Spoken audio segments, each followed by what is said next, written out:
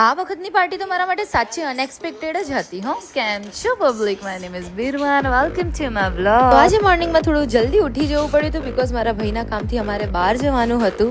સાચે મને એટલો કંટાળો આવતો તો વહેલા ઉઠવાનો, પણ હવે શું કરીએ, કામ હતું એટલે જવું પડે. અને પછી હું ને મારા પપ્પા પહોંચી ગયા હતા કોર્ટમાં. ના અમે લોકોએ કોઈ જ ગુનો નથી કર્યો, અમારે થોડું ડોક્યુમેન્ટનું કામ હતું, પહેલા એ કામ પતાવ્યું અને પછી હું ને મારા પપ્પા પહોંચી ગયા હતા લંચ લેવા માટે. અમે લોકોએ લંચ પેક કરાવી દીધું અને પછી ઘરે આવીને મસ્ત મજાનું લંચ કરી લીધું.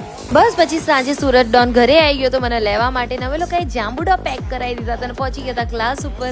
ત્યાં જઈને થોડું બહુ કામ કરી લીધું અને રિટર્ન આવતી વખતે અમે લોકોએ ચોળાફળી લઈ લીધી હતી, જે દબાઈને અમે લોકોએ ખાઈ લીધી અને થઈ ગઈ હતી રેડી આજની પાર્ટી માટે, અને જે અમે લોકોએ હોસ્ટ કરી હતી. પછી હું પહોંચી ગઈ હતી બ્રુટોનિક ઉપર અને આજની પાર્ટી તો મારા માટે અનએક્સપેક્ટેડ હતી બીકોઝ મેં એક્સપેક્ટ નહોતું કર્યું કે આટલું બધું ક્રાઉડ આવશે અને છેક સુધી રહેશે. પબ્લિકે બહુ જ મજા કરી. ડીજે આટલું સરસ પ્લે કરતા હોય તો પબ્લિકને નાચવું જ પડે ને. પછી હું નીકળી ગઈ હતી ઘરે અને ઘર નીચે આ ઢીંગલું મને મળવા આવી ગયું હતું ને બસ ઘરે જઈને સુઈ ગઈ. આજના માટે આટલું. C you in next vlog.